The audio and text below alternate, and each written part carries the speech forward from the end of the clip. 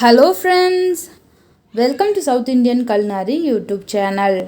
இன்னைக்கு நம்ம ரொம்ப ஈஸியாக இடியப்பம் எப்படி செய்யறதுன்னு பார்க்கலாம். வாங்க வீடியோக்குள்ளே போகலாம்.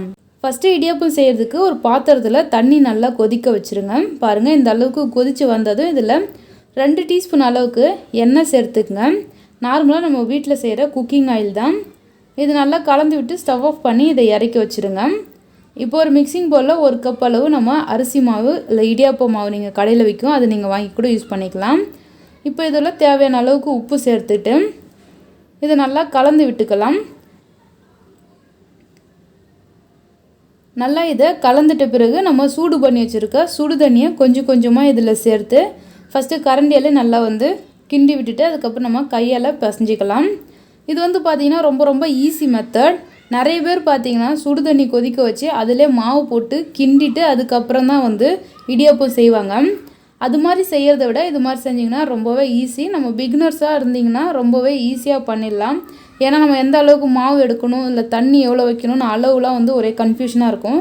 ஸோ அதுக்காக தான் நம்ம இது மாதிரி சுடு தண்ணி நிறையா சூடு பண்ணி வச்சுட்டு நம்ம மாவு எவ்வளோ எடுத்துருக்கோமோ அது பிசைகிறதுக்கு தேவையான அளவுக்கு சுடு தண்ணி மட்டும் சேர்த்து நம்ம பிசைஞ்சிக்கலாம்.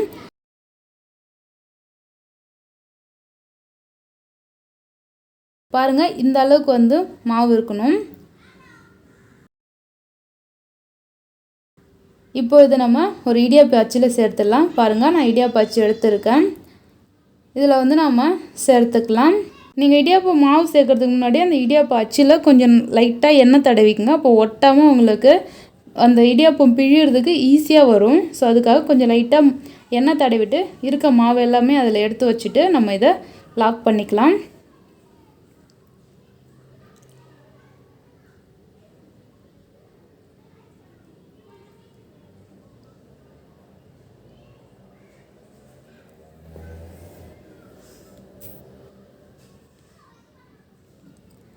இப்போது இடியாப்பம் செய்கிறதுக்கு நான் ஒரு இட்லி பாத்திரம் எடுத்துருக்கேன். அதில் கொஞ்சமாக எண்ணெய் சேர்த்துக்கலாம். இட்லி குழியில் எல்லாமே.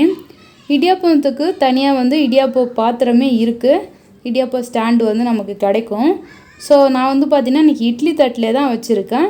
இட்லி தட்டிலே கொஞ்சமாக நம்ம ரவுண்டாக பிழிஞ்சு விட்டுக்கலாம். பாருங்கள், நம்ம இடியாப்பம் சுற்றும் போது நல்லா நூலாக வரணும். அந்த நூல் பார்த்திங்கன்னா கட்டாகாத இருக்கணும். உடஞ்சி விழாமல் நல்லா நீட்டாக அதுவாக வரணும். நம்மளாக அதை கட் பண்ணி தான் விடணும். அதுவாக உடஞ்சி விழக்கூடாது. அது நல்ல பதம் கிடையாது. பாருங்கள், இது மாதிரி நல்லா நூலாக வரணும். நம்மளாக தான் கட் பண்ணி விடணும். அந்த அளவுக்கு மாவு நல்லா சாஃப்டாக பிசைஞ்சிக்கணும். அவ்வளோதான். இது மாதிரி நம்ம எல்லா தட்டிலையும் பிழிஞ்சு விட்டுடலாம்.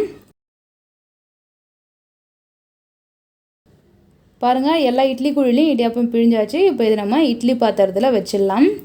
இட்லி பாத்திரத்தில் வச்சு மூடி போட்டு ஒரு 10 நிமிஷம் இதை வேக வச்சா போதும். அதுவே அதிகம்தான். ரொம்ப சீக்கிரமாக இது குக் ஆகிடும். ஏன்னா ஆல்ரெடி நம்ம சுடு தண்ணி தான் போட்டு இதை பிசைஞ்சிருக்கோம். ஸோ அதனால் ரொம்ப சீக்கிரமாகவே இது குக் ஆகிடும். பாருங்கள், ரொம்ப சூப்பராக நமக்கு இடியாப்பம் ரெடி ஆகிடுச்சு. இந்த இடியாப்பத்துக்கு பார்த்திங்கன்னா நம்ம தேங்காய் பால், வடகறி, சிக்கன் குழம்பு இதெல்லாம் சேர்த்து சாப்பிடும்போது ரொம்ப சூப்பராக இருக்கும். வெஜ் குருமா கூட ரொம்பவே நல்லாயிருக்கும். பாருங்கள், ரொம்ப சூப்பராக நமக்கு இடியாப்பம் ரெடி ஆகிடுச்சு. இது மாதிரி நல்லா உதிரியாக ஒட்டாமல் இருக்கணும். ரொம்பவே டேஸ்டான இடியாப்பம் தயார். கண்டிப்பாக இதை ட்ரை பண்ணி பார்த்துட்டு எப்படின்னு உங்கள் ஃபீட்பேக் எனக்கு கமெண்ட் பண்ணுங்கள். இந்த வீடியோ பிடிச்சிருந்துன்னா லைக் பண்ணுங்கள், ஷேர் பண்ணுங்கள். மறக்காமல் சவுத் இண்டியன் கல்னரி யூடியூப் சேனலை சப்ஸ்கிரைப் பண்ணிவிடுங்க. தேங்க்யூ ஃபார் வாட்சிங்.